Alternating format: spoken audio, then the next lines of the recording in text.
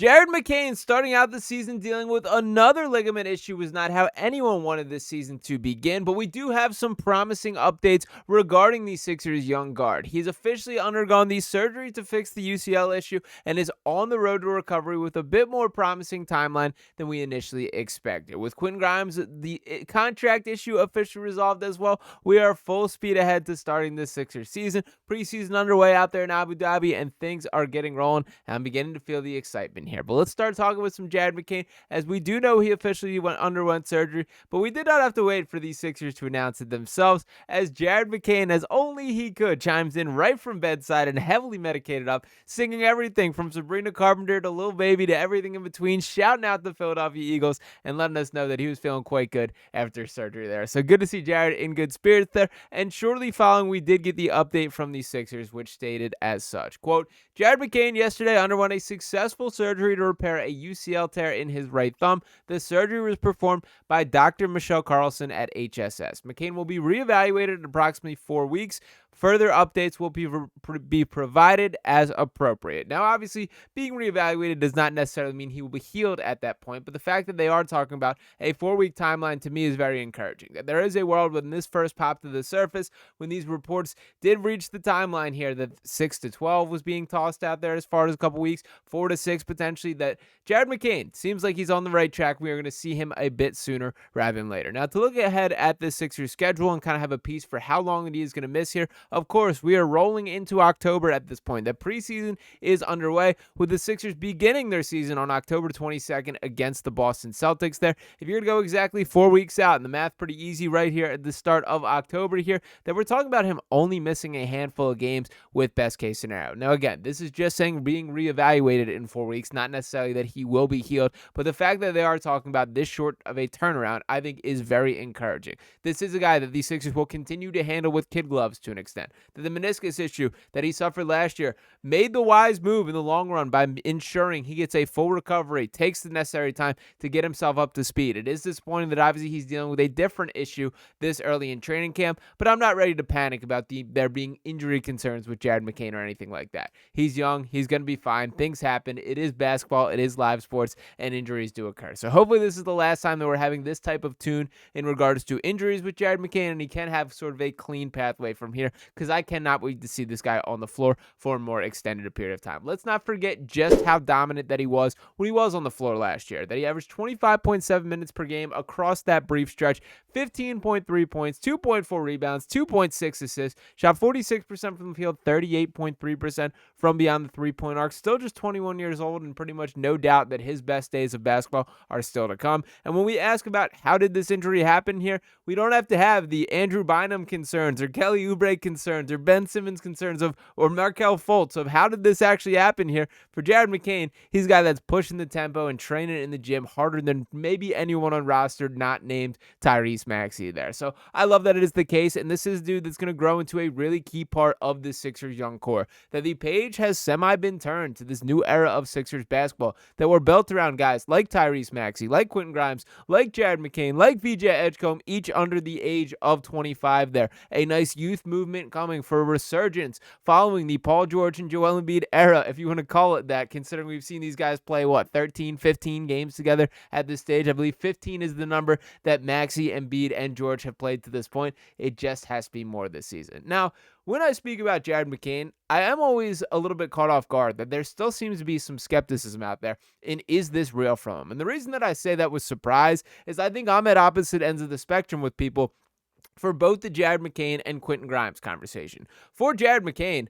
I am entirely bullish. I am sold. This guy is the truth. This guy is the real deal. This guy is a potential game-changing talent for what he can be for the Sixers' future. For Quentin Grimes, I'm not quite there yet. But the reason that I bring that up in comparison is obviously they both were sort of had their show-out moment in a very lost season for this Sixers team. Neither guy, I think, equated to actual winning basketball, or at least sure did not in the wins and losses column there. Now, for Jared McCain, the reason that I am bullish on it is this is who this guy has been the entirety of his life, that he's been a movement shooter. He's been an off-ball worker. The work rate, the energy to sprint around the court and create shots without having the ball in his hand. At Duke, I watched it quite clearly, that I watched him hit 7 3-pointers against Northwestern in the open round of the NCAA tournament there, and I watched it directly translate to the NBA level right away. There was a flash. There was a pop. There was a level of explosiveness or something that this Sixers offense really has never seen that he brought to the table here, and it translated, I don't want to say by day one or from day one, because he had to earn his keep here, that this dude was getting DNPs,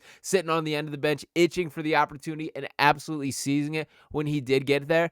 But once he was given the keys, given an opportunity, Jared McCain proved that he was ready for the moment. That is a guy that I'm sold on, and I cannot wait to see what he brings into year 2 when he is on the floor for a more consistent rate, learning how to play off guys like Tyrese Maxey, like Quentin Grimes, like VJ Edgecombe, like Joel Embiid, who we barely saw him play with last year. Then contrast that with Quentin Grimes.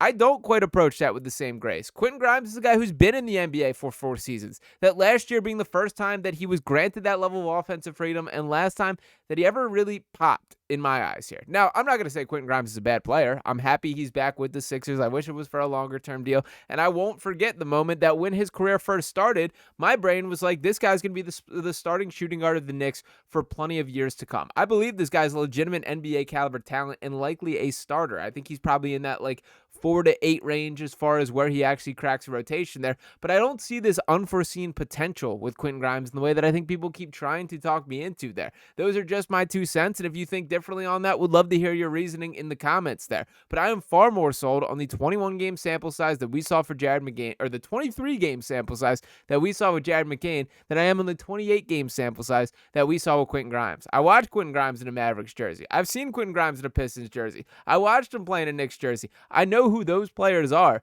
The Jared McCain that we saw last year is a guy that does supersede that in my mind. Now, before we get into this part of the conversation, I do think we should just outwardly praise Daryl Morey for the buildup of young talent in this roster. Just to take a peek at the young core dating back in 2023, we're talking about names like Tyrese Maxey, KJ Martin, Ricky Council IV, Terquavion Smith, and Jaden Springer. And by the way, those bottom 3 names, to my knowledge, are out of the league completely currently. Springer might be kicking around still to an extent. Turk Smith, I believe, is playing overseas. And Ricky Council, the Nets pulling out of that deal because of an injury that did sustain. I did not hear the actual terms of what the injury was, but worth noting there. Now the Sixers' current young core. We're still talking Tyrese Maxey, but alongside with him, we're talking VJ Edgecombe, Jared McCain, Quentin Grimes, Justin Edwards, and Adem Bona. Well done all around there, and Edwards is a guy who I still don't think enough praise is being sung for. Now, to bring it back to the Sixers conversation as a whole, they're juggling a lot of different factors this year. That you are still chips in the middle, intent on winning because you have Joel Embiid, because you have Paul George,